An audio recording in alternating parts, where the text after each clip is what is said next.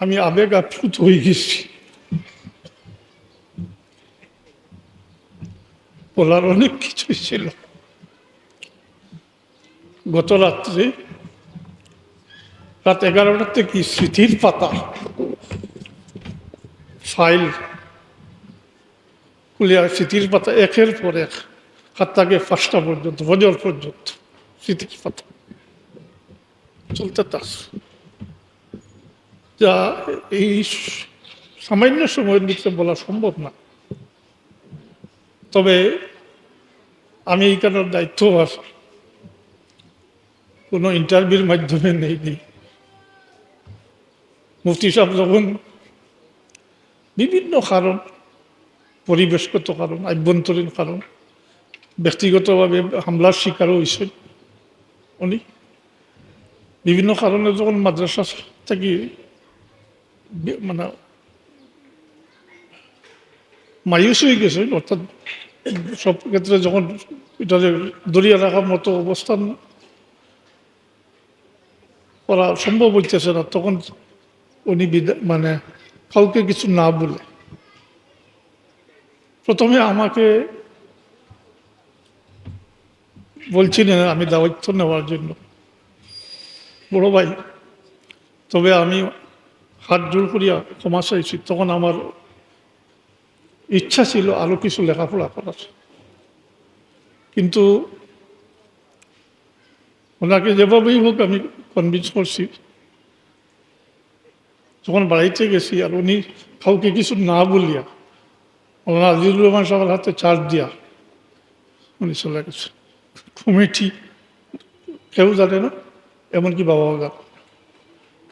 তখন পরবর্তীতে যখন যা প্রকাশ পাইছে, তখন আমি বাড়িতে অবস্থান করি। আর তো আমার ডাক দিয়া বলছেন, তুমি সিলেট সোভানীঘাট মাদ্রাসার দায়িত্ব গ্রহণ করতে হইব। এমনকি পরবর্তী সোমবারে যখন উনি সিলেট আসেন, তখন আমাকে গাড়িতে উঠাইয়া নিয়ে আসেন এবং মাদ্রাসায় নিয়ে অফিসে শিক্ষকদের ডাকিয়া বললেন যে উনি আজ থেকেই মাদ্রাসা দেখাশোনা করেন। আমি বিভিন্ন সময় বিভিন্ন অসুবিধার সম্মুখীন হয়েছি, বহুত কঠিন কঠিন পরীক্ষা বেশি। এক পর্যায়ে আমি মাদ্রাসা গিয়ে অব্যাহতি চাইছিলাম বাবার কাছে। তখন ওনার পরিষ্কার জবাব, এখানেই তোমার সব কিছু, এখানেই তোমার সব কিছু।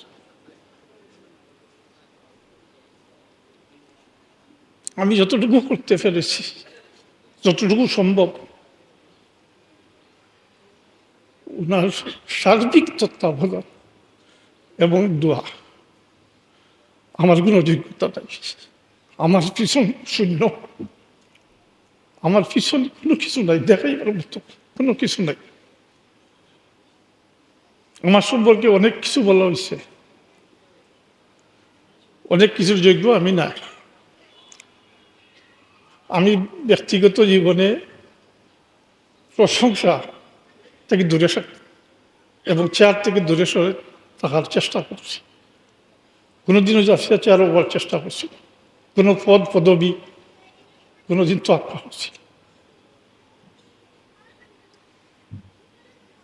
আমি বলতে পারেন আমি একদম প্রচার বিমুখ মানুষ। আমার সব কাজ, সব চিন্তাধারা একসময় এই মাদ্রাসা কেন্দ্রিক আছে। মাদ্রাসা কেন্দ্রিক বহুত জোর তুফান। আমি সবসময় মাদ্রাসারই গুরুত্ব দিছি, মাদ্রাসারই প্রায়োরিটি দিয়ে আমি সব কিছুর সমাধান করবার চেষ্টা করছি। আমি কোনো দিন কোনো অন্যায়ের কাছে নত স্বীকার করি। মাদ্রাসার বেলায় আমি কারোর কাছে নত স্বীকার করি। তাই এডিএম হোক, এডিএম আমার সাথে লাগছে। এডিএমে পুরা কমিটির সাথে যোগাযোগ করিয়া আমার বরখাস্ত করবার চেষ্টা করছে। এডিএম ডিসির প্রতিনিধি হিসাবে সভাপতি, কিন্তু আমি নীতির বেলায় আফসোস করি। মুসব্বির সাহেব সাক্ষী, জনাব আব্দুল মুসব্বির সাহেব সাক্ষী, উনি ছিলেন আমার সাথে, আমি আফসোস করি। তো যাই হোক, এরকম বহুত বিপদ, মাদ্রাসার উপরে অনেক বিপদ আইছে, অনেকবার হামলা হয়েছে। এখানে এই মাদ্রাসা না হওয়ার লাগে যতটুকু করার বিভিন্ন মহল থেকে করা হয়েছে, বাসাত হামলা করা হয়েছে। আমার মুফতি সাহেব বড় ভাই নিজে ব্যক্তিগতভাবে হামলার শিকার হয়েছে, হামলার শিকার হয়েছে। আমিও বোধ ঘাত প্রতিঘাত অতিক্রম করিয়া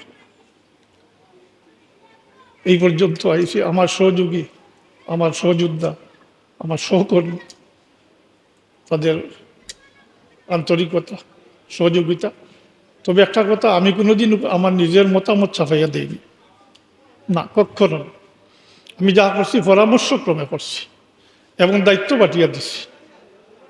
পরে এটার জাদা লইছি, এটার কর্মর, হ্যাঁ, এটা জাদা আমি লইছি তারা করতে।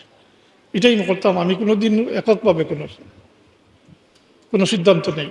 আর যখন কোনো সিদ্ধান্ত হয়েছে, ইনশাআল্লাহ আজিজ, আমি এটার উপরে অটল আছিলাম, থাকছি, কাজ করিয়া গেছি, যত বাধা বিপত্তি করছি। তো আমি বহুত কথার উত্তর দেওয়া সম্ভব নয়। আমি আপনারা, আমার একটা লিখিত বক্তব্য আসিল, কিন্তু এই পরিসরে আর আমি লিখিত বক্তব্য পড়া যাই আর না। আমি গত রাত্রে সংগ্রহ করছিলাম, মানে লিখছিলাম আমার। এটা থাক। আমি আপনাদের আন্তরিকতা, মহব্বত, ভালোবাসা, এই মাদ্রাসার যারা লেখাপড়া গেছেন, কোনো না কোনোভাবে আমি আমার সাধ্য মোতাবেক চেষ্টা করছি যোগ্য আলিম করার জন্য, এবং সব সমস্যা, সমস্যা আছে ওগুলো সমাধান করার। আমি দুঃখ না, আল্লাহ এমন বাবা দিছিলেন, আমি আমার চাকরি জীবনে আমার বাবার হাতে 10টা টাকাও দিতাম পারিনি। 10টা টাকা হাতে তুলিয়া বলি আমার বেতন দিতে, আমি কিভাবে দিব? আমি যা পাই তার থেকে খরচ বেশি, সবসময় খরচ বেশি। মাদ্রাসার শুরু থেকে এখন পর্যন্তই সবসময় একটা মানসিক চাপে থাকতাম, কারণ তিলে তিলে গোড়া। এই জায়গাতে মাছ মারা হইত, বর্ষার দিন পানি থাকত।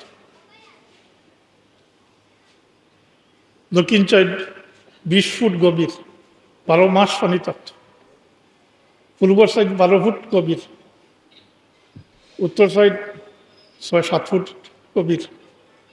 এইভাবে দীর্ঘ প্রচেষ্টা, বাবার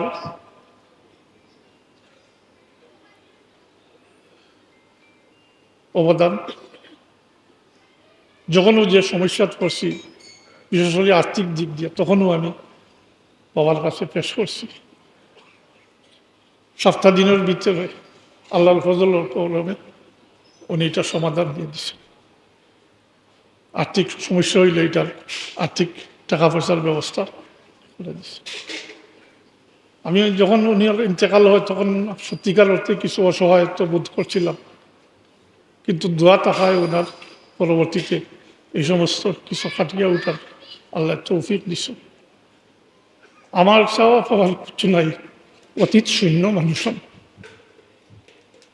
আমার অনেক দাবি করছেন, এটা তো বাস্তব। এই তিলে তিলে গড়া এই প্রতিষ্ঠান, আমি চাইলেও তো, ইচ্ছা করলেও এখান থেকে সত্তা পাঠান, এখানের সাথে থাকতেই। আর যে কোনো অবস্থানও মাদ্রাসার দেওয়ালের সাথে, মাদ্রাসার দেয়াল গেরা, তখন আমার সাধ্য মতো আমি চেষ্টা করব। বিভিন্ন কারণে এখন পর্যন্ত যে কর্মগুলা সম্পাদন করা সম্ভব হয়নি, বিশেষ করে মানে প্রয়োজনীয় ভবন তৈরি করা সম্ভব হয়নি।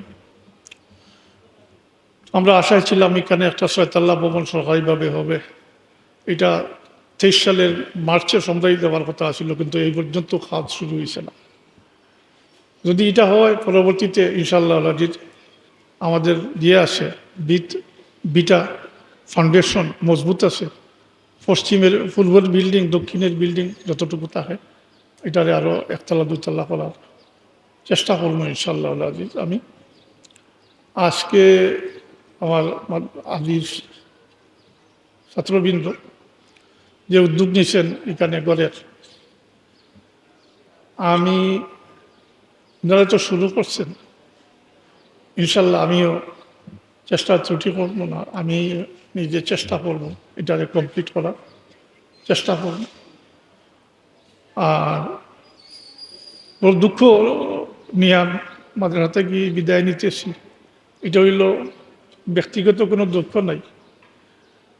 আমি প্রায় 2.5 বছর আগে হতাশ হয়ে গেছিলাম, করোনা পরবর্তীতে ছাত্রদের অনুপস্থিতি, ভর্তি হয়ে ক্লাস করে না, হতাশাগ্রস্ত হয়ে এক পর্যায়ে আমি চাইছিলাম বিদায় দিতাম, কি করব। তো পরবর্তীতে যখন আমার একটা অভ্যাস আছে, কিন্তু আমি যে কোনো কাজ করার আগে পরামর্শ করি, আর প্রথম পরামর্শটা আমার পারিবারিক করি, বাবার নির্দেশ পালন করি। বাবা একাধিকবার নির্দেশ দিচ্ছেন পারিবারিক বিষয় হইলে মাইজুম ভাই সাহেবের অভিভাবক হিসাবে ওনার পরামর্শ মোতাবেক চলা। বাবার পরে তো বড় সবার কাছ থেকে সবসময় দোয়া এবং সব কিছুর ইজাজত পারমিশন সহকারে করছে। আর বৈষয়িক কোনো সমস্যা হইলে মাইজুম সরকার দ্বারস্থ হয়েছে। এক্ষেত্রে মুফতি সাহেব উনি অত্যন্ত দরদ মাখা অন্থন নিয়ে সবসময় সহযোগিতা করছে। আর একটা ভরসা আমার আসিল, আছে, এখনো আছে, আমার ছোট ভাই জামুদ্দিন। বর্তমানে ফিতনার সময় আমার মনে হইতো যদি কোনো সমস্যা হইতো আমার ভাই বাইরের সামনে দৌড়। আর মাদ্রাসার ব্যাপারে খুব আন্তরিক, মাদ্রাসার উন্নতি, পড়ালেখা এই সমস্ত সবসময় খোঁজ নিতেন, নেন উনি, এবং মাদ্রাসার প্রতি আন্তরিক। যাই হোক, আমি আমরুহুম সোলাবাইনাহুম এটার সাথে সাথে বাবার নির্দেশ, আর ছোটোবেলা যখন থেকে জবান পড়ছে তখন থেকেই শুনিয়ে আসতেছি বড়দের সম্মান করা, এই সবক, ছোটরে মায়া দয়া করা, অন্যের ভালো দেখলে হিংসা না করা ইত্যাদি সবক ছোটোবেলা থেকে এই সবক নিয়ে আসে এই পর্যন্ত আইছি। আমি চেষ্টা করছি এটা। হ্যাঁ, ওইখানে আলোচনাও হয়েছে,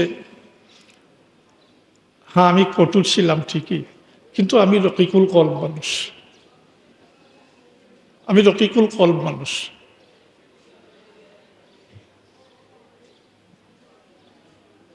দিলটা খুব নরম।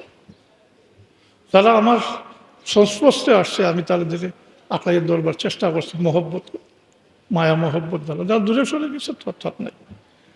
কিন্তু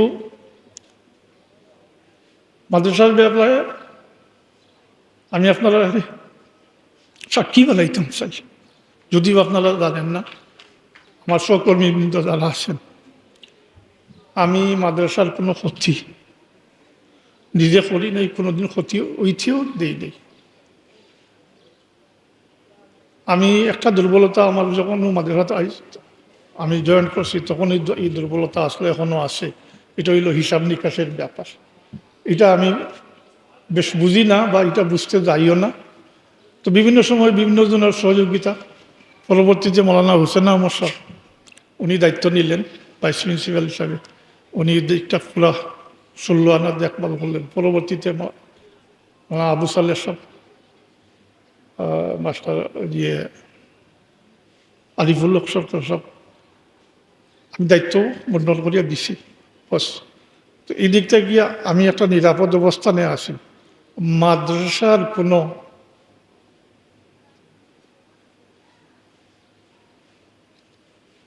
কি বলবো, মাদ্রাসায় একটা টাকাও আমি ব্যক্তিগত কাজে বা আত্মসাতের উদ্দেশ্যে আমি মাদ্রাসার একটা টাকাও কোনোদিন তসরুফ করছি না।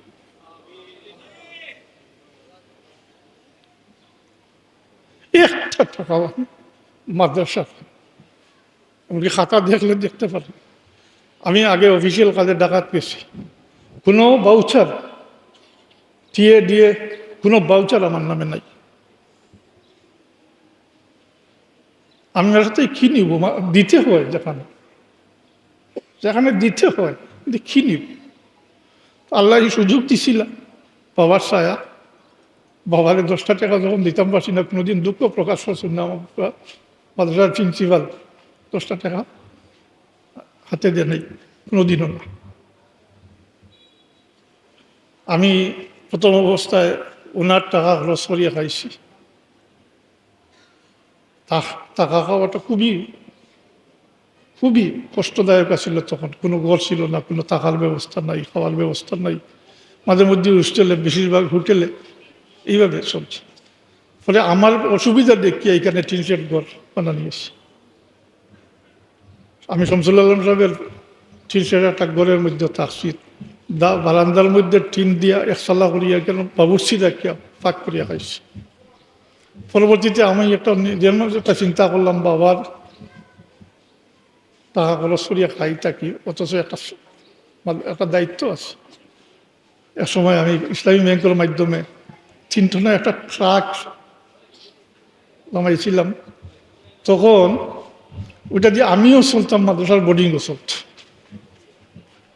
মাদ্রাসার বোর্ডিংও চলত।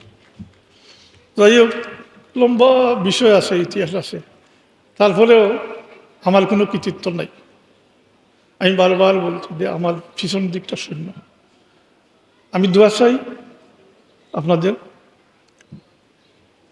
আপনাদের মনের আকাঙ্ক্ষা যেন আমি পূরণ করতে পারি, মাদ্রাসায় সময়ে এবং মাদ্রাসার ব্যাপারে সহযোগিতা করার আল্লাহ যেন তৌফিক দেন।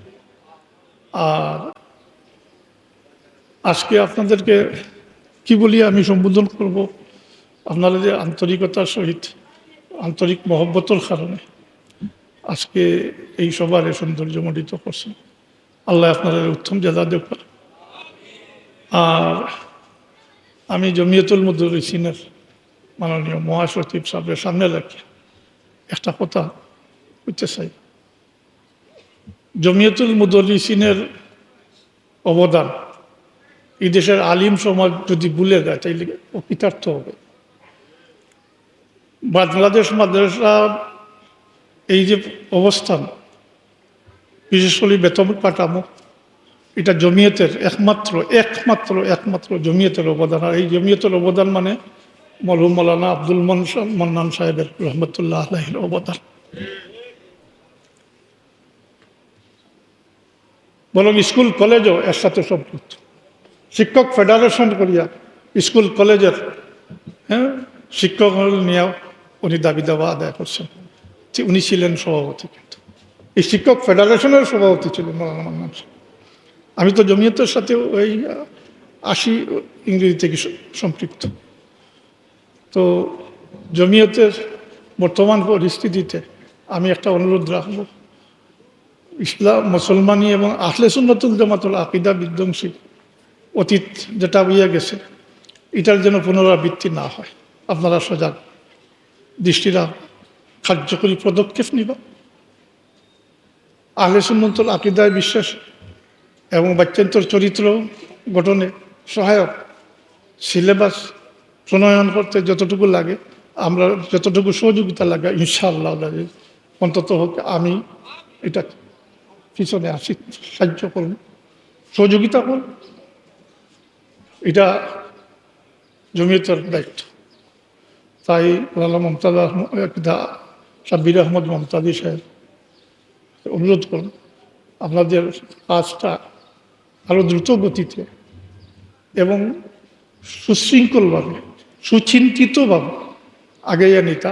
যত বাধা বিপত্তি আসবে, এগুলো মোকাবিলা করতে আগে যেভাবে করা হয়েছে সামনেও করব, এইভাবে মোকাবিলা করিয়া আমরা সাকসেসফুল হইতে হইব, আমরা কামিয়াব হইতেও হইব, আমরা পিছনে আর কোনো রাস্তা নাই। তাই আপনার নেতৃত্বে এই কাজ আগাইয়া নিবা আমরা আশা রাখি। বিশেষ করে আমি আশা রাখি আপনি আপনার দায়িত্ব পালন করব। আমরা যদি সহযোগিতার প্রয়োজন হয় আমরা সহযোগিতা করব। পরিশেষে সবাইকে আবার মোবারকবাদ জানিয়ে আমি আমার বক্তব্য শেষ করছি। তবে তার আগে আমি হযরত ইয়াকুব লুরফি রহমতুল্লাহ আলাইহির মুনাজাতে ইয়াকুব থেকে দুইটা পংক্তি আপনাদের সামনে তুলে ধরতে চাই।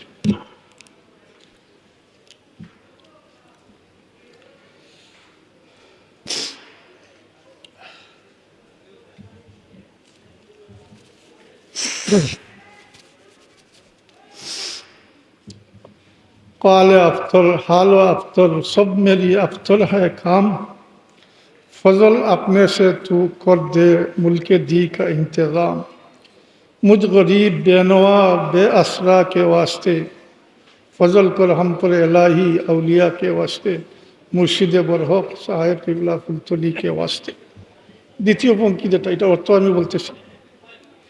এটার অর্থ হইল আমার কথাবার্তা, আমার অবস্থা, আমার কাজ খুবই মন্দ, সাধ্য ক্ষমাহীন, আমার সকল দিনই কাজের ইন্তজাম তুমি করে দাও ইয়া রাব্বাল আলামিন। দ্বিতীয় পঙ্ক্তিটি হয়েছে চার চিজে লে খাড়া হো जो नादिर सरकार है, बेकसी ও नाकसी जो गुनाह बिस्यार है, रहम कर हम पर इलाही अलिया के वास्ते। তার সরল অর্থ হইল দুর্বলতা, অক্ষমতা, অশেষ পাপ নিয়ে রব্বে কায়নাত তোমার অসহায় এই গোলামের তোমার সম্মুখে হাজির। সুতরাং তুমি তোমার আউলিয়াগণের ওসিলায় আমাকে রহম করো। আমিন বলবেন না? আমিন। এই দুইটা পঙ্ক্তির সাথে আমার জীবন, বাস্তব জীবনটাও আমার হলো এইভাবে, বাস্তব জীবনটাও আমি সবার কাছে দোয়া চাই। আর যারা এই মাদ্রাসার প্রাক্তন ছাত্র, বর্তমান ছাত্র, আমি অনুরোধ করব যতটুকু জ্ঞান অর্জন করছো তা মানুষের কাছে বিলাইয়া দেওয়ার জন্য, সুন্নতের উপরে আমল করার জন্য। বড় কষ্ট হয় যখন দেখি সুন্নত নাই, কষ্ট হয়। তাই অনুরোধ করব, দাবির করব এটা যে আহলে সুন্নত জিন্দাবাদ শুধু স্লোগান দিলে চলবে না, নিজের বাস্তব জীবনে। আমি ব্যর্থ, কিন্তু আমি চেষ্টা করি সব সময় বাবার নসিহতের সামনে রাখি, চেষ্টা করি আমল করার, যা শিখছি তা পৌঁছেই দেবার চেষ্টাও করি। কিন্তু যখন হতাশা হয়ে যায়, যখন দেখি আলিমুলামার মধ্যে সুন্নতের অভাব, তাই আমার অনুরোধ থাকবে আপনারা যে যেখানে আছেন, যে পরিবেশে আছেন, সুন্নতকে আঁকড়ে ধরবেন। ঘাত প্রতিঘাত আসবে, ধৈর্য এবং সবরের সাথে তা মোকাবিলা করবেন। আমি অতীতেও বহুত সমস্যা সম্মুখীন হয়েছি বিভিন্ন মাদ্রাসা নিয়ে। আল্লাহর ফজল করমে শেষ পর্যন্ত তা সমাধান করা সম্ভব হয়েছে। বহুতের কথার দ্বারা পরামর্শ দিছি, এখনও দেই। ভবিষ্যতে আমার দুয়ার খোলা থাকবে, যে কোনো প্রয়োজনে আমি ইনশাআল্লাহ আজিজ আপনাদের পাশে থাকবো। আর আমার শেষ আরজটুকু থাকবো এই, যেহেতু আমি মানুষ, ভুল ত্রুটি হইত, কারণ আমি একদিকে নরম দিলের মানুষ, আবার খুব কঠোর। আমার কঠোরতা যারা দেখছেন তারা জীবনে ভুলবেন না, চরণ তারা। আমি খুব কঠোর আছিলাম, আবার খুব নরম দিলের মানুষ। তাই মানুষ হিসাবে যা ভুল ত্রুটি হয়েছে, এটা আমার অক্ষমতা। আমি সেদিন মাদ্রাসায় বলছিলাম, এখন আমি প্রিন্সিপাল না, এখন সাধারণ মানুষ। আসুন আপনাদের যার যা বদলা নেওয়ার, আমি সামনে উপস্থিত, বদলা নেন, আমার কাছ থেকে বদলা নেন। পরকালের জন্য, কিয়ামতের জন্য কোনো দাবি যেন উপস্থিত না হোক। আমি দুনিয়ায় হিসাব দিয়ে দেওয়া কঠিন, আমি কাল কিয়ামতের দিন কিভাবে হিসাব দিই।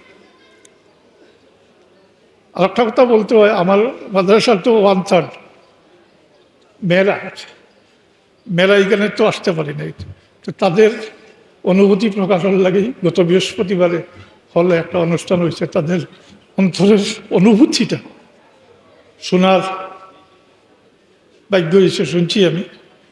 আন্তরিকতা, মহব্বত, আল্লাহ তাদেরকে দিনের খাদিম বানাইয়া দেব, দিনের ইলিম হাসিল করার তৌফিক দেব। আর এখনও যারা ছাত্র, আমি আপনার সবাইকে কৃতজ্ঞতা জানাই, আন্তরিক মোবারকবাদ জানাই। আমি আমার কথা শেষ করছি। আমি শুধু পরিচালক ছিলাম, খাদ আমার সহকর্মী যারা, তারাই করছেন।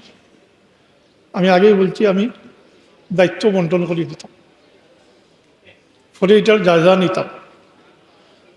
কাজের সবটুকু প্রাপ্যতা, সুনাম তাদের, আমার সহকর্মীদের। আমি বিভিন্ন সময় বহুত শিক্ষকদের বিদায় দিতে হয়েছে, আমার কোনো ব্যক্তির স্বার্থ নেই, কোনো ব্যক্তির স্বার্থ ছিল না, দিছি। আমি আকিদার ব্যাপারে কঠোর। যখনও কোনো অনুষ্ঠান হয়, বিশেষ করে সবকের অনুষ্ঠান হয়, আমি দ্ব্যর্থহীন ভাষায় বলি, যদি কেউ বেমারি তাকিয়া থাকো, যদি কেউ বেমারি তাকিয়া থাকো, তাহলে এখনও প্রস্থান করো, এখানে জায়গা নাই। পরে ধরা পড়লে কিন্তু অসুবিধা হবে। তোমাদের স্থান আলাদা, আমাদের স্থান আলাদা। মাইকে আমি বলি। আর এখনো আশা রাখবো এইরকম কিছু হইতো না, যদি কোনো কিছু বুঝি, জানি, তাইলে সর্বান্তকরণের চেষ্টা করবো ওইটা প্রতিহত করার। এতে যে কোনো রিস্ক নিতে প্রস্তুত আছি। আল্লাহ তাবারাক ওয়া তাআলা আমার সহকর্মীবৃন্দ, আমার ছাত্রবৃন্দ, ছাত্রী সবাইকে দ্বীনি ইলিম, দ্বীনি জ্ঞান। কারণ আমি প্রায়ই বলি, সমাজের একটা প্রতিনিধি মাত্র, পার্সেন্টেজ খুবই কম, পূর্ণ সমাজের প্রতিনিধি পার্সেন্টেজ কম, 4-5%। তো বলা, নিজের দিন হাসিল করতে হইব, শিক্ষা গ্রহণ করতে হইব, পরবর্তীতে সাধারণ মানুষকে দিন শিক্ষা দিতে হইব। এটা দায়িত্ব মাদ্রাসা যারা রাখবেন, এই দায়িত্বটাও মনে রাখবেন আপনারা। আর আগামী দিনে আপনাদের চলার পথ সুগম হোক, সুন্দর হোক, সার্থক হোক। দিনের খাদিম হিসাবে, দিনের মশালদার হিসাবে আপনাদের খেদমত আল্লাহ তাবারাক ওয়া তাআলা যেন কবুল করেন। ওয়া আখিরু দাওয়ানা আলহামদুলিল্লাহি রাব্বিল আলামিন। সাল্লাল্লাহু আলা সাইয়্যিদিনা ওয়া মাওলানা মুহাম্মদ ওয়া আলা আলিহি ওয়া সাল্লাম ওয়া বারিক ওয়া সাল্লাম।